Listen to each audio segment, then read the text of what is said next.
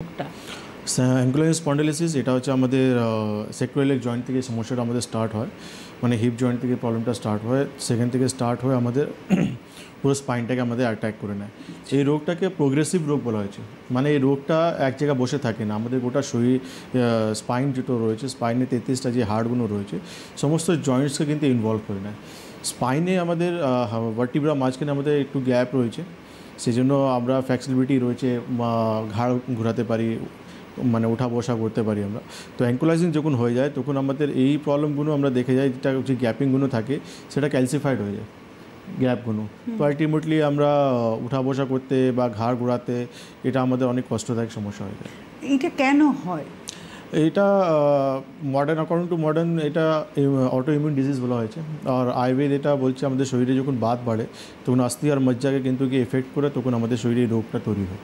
আচ্ছা, মানে এটা ওই বাতের প্রকোপ, অর্থাৎ আপনি আগে একদিনকে বলছিলেন যে বাত মানে বাতাস, সেখান থেকেই প্রকোপটা হচ্ছে। তো এটা কি নির্দিষ্ট কোনো বয়সের পরে এই রোগটা হয়? মানে এটা কি বয়সজনিত রোগ নাকি না যে কোনো কারোর হতে পারে? না, এটা বয়সজনিত রোগ নেই, এটা আমাদের খুব কমই বয়সে এটা দেখা যায়। জেন্ডারলি মেল আর বেশি এফেক্টেড হয় ফিমেল থেকে, এক্স্যাক্টলি।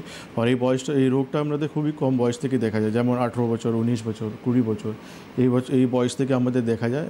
এবার আমরা এই রোগটাকে নিয়ে ক্যারি ফরওয়ার্ড করি। তো এই রোগটা যদি একবার আসে, সেটা কি, যেহেতু আপনি বলছেন মডার্ন ভিউতে, মডার্ন মেডিসিনের ভিউতে এটাকে অটো ইমিউন বলছে, তার মানে এটা কি সারানোর কোনো রাস্তা নেই? দেখুন, আয়ুর্বেদে তো এই ট্রিটমেন্ট খুবই ভালো রয়েছে। কেন কি আমাদের যে কনসেপ্ট রয়েছে, আমরা যে কনসেপ্ট আমরা অন্যপ্যাথিতে বলা হয়েছে সেই প্যাথিতে আমরা চলি না। আমাদের নিজের একটা কনসেপ্ট রয়েছে, আমাদের নিজের আয়ুর্বেদে সমস্ত জিনিস বলা হয়েছে, তো সেই লাইন অফ ট্রিটমেন্ট নিয়ে আমরা চলি। আমাদের আয়ুর্বেদে বলা হচ্ছে যে শরীরে বাত বাড়ছে আর আস্থি আর মজ্জাকে গিয়ে এফেক্ট করছে আমাদের। আস্থি মানে হাড়, আর মজ্জা মানে যে সাইনোভিয়াল ফ্লুইডগুলো রয়েছে সেটা আমাদের এফেক্ট হচ্ছে। তো ন্যাচুরালি আমাদের শরীরে যে বাতগুলো বাড়ছে তাকে আমাদেরকে স্টেবল কন্ডিশনে নিয়ে আসতে হবে, বডিটাকে ডিটক্সিফিকেশন করতে হবে। কেন কি বডি ডিটক্সিফিকেশন মানে শরীর থেকে যে আমগুলো রয়েছে, যে টক্সিনগুলো রয়েছে তাকে বডি থেকে বার করতে হবে। তারপর গিয়ে আমরা এই রোগটাকে এক জায়গায় অ্যারেস্ট করতে পারি, সেখান থেকে রোগটাকে রিভার্স করতে পারি। এটা আমাদের লাইন অফ ট্রিটমেন্ট রয়েছে। আর এই লাইন অফ ট্রিটমেন্ট আমরা প্রচুর পেশেন্টকে উপকার দিচ্ছি, তাকে সুস্থ করছি। কেন কি আমরা পেশেন্ট ন্যাচারালি খুবই অ্যাডভান্স স্টেজে পাই। আমরা এমন না যে পেশেন্ট 6 মাস, 1 বছর, 2 বছর এই সমস্যা নিয়ে আমাদের এখানে আসে।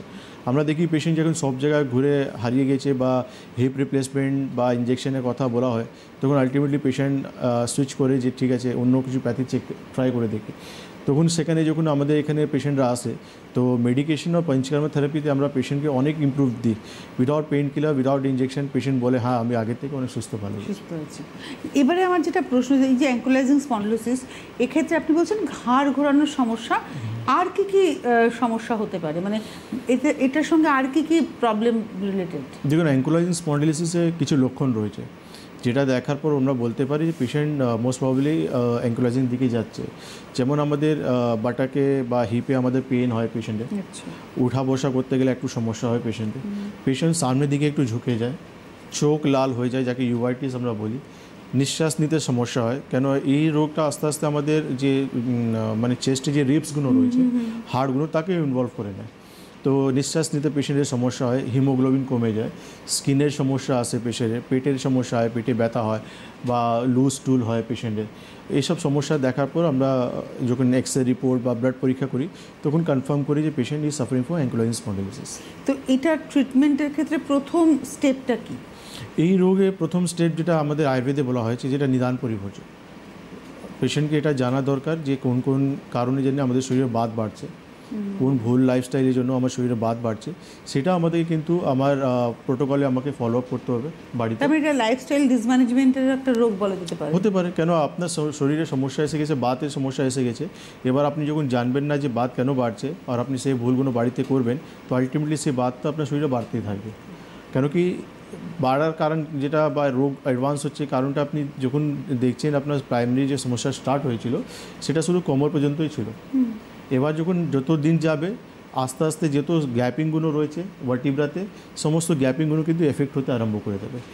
কেন কি এর লাস্ট স্টেজ যেটা রয়েছে বাম্বু স্পাইন, অ্যাঙ্কুলার স্পাইন, মানে বাঁশের মতন আপনার স্পাইনটা পুরো হয়ে যাবে, মানে মাঝে কোনো গ্যাপ থাকবে না। যেরকম বাঁশে হয়ে যায় মাঝে কোনো গ্যাপ থাকে না, সেরকমই কিন্তু অ্যাঙ্কুলাইজিংয়ে আপনার কন্ডিশন হয়ে যাবে স্পাইনটা পুরোপুরি। মানে একটা মানুষের তাহলে স্বাভাবিক সমস্ত কিছু বন্ধ হয়ে যাবে। এক্স্যাক্টলি, সে হাঁটতে পারবে না ঠিকঠাক, সে শুতে পারবে না, সুপাইন পজিশন হয়ে শুতে পারবে না, বডি উপর নিচে থাকবে, সামনের দিকে পুরোপুরি ঝুঁকে যাবে পেশেন্ট।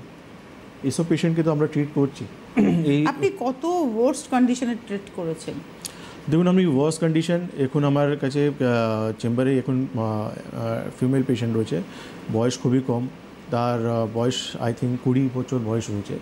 তো ট্রিটমেন্ট অনেক দিন থেকে উনি করেছেন, সেখানে কিন্তু এখন কন্ডিশন অনেকটা অ্যাডভান্স হয়ে গেছে, কিন্তু ফ্রম গড গ্রেস আর আয়ুর্বেদিক ট্রিটমেন্টে উনি কিন্তু অনেক ইম্প্রুভমেন্ট পেয়ে গেছেন। উনি আপনার কাছে অনেক পরে এসেছেন। এক্স্যাক্টলি। তো এখন ট্রিটমেন্টে উনি অনেক সুস্থ ভালো রয়েছেন, বিয়েও হয়ে গেছে এখন। কেন এইসব রোগ হওয়ার পর মানুষের এইসব ফ্যামিলিতে যাওয়া খুব ইজি হয় না, কিন্তু সেই জায়গায় উনি কিন্তু আজকে অনেক সিমটমস রিলিফ হয়ে গেছে, হাঁটাচলা করতে পারছে, ওয়ার্কিং লেডি আছে উনি, সবথেকে বড় জিনিস রয়েছে। তো অ্যাঙ্কোলজিংয়ে এই কন্ডিশন থেকে ব্যাক করে নিয়ে আসা কিন্তু সবথেকে টাফ কাজ, কেন কি এখান থেকে ব্যাক করে নিয়ে আসার কারো ক্ষমতা নেই, কিন্তু আয়ুর্বেদে পঞ্চকর্ম থেরাপি মেডিকেশন মারফতে পেশেন্ট কিন্তু নর্মাল স্বাভাবিক জীবন দিকে ফিরছে, এটা কিন্তু অনেক বড় জিনিস।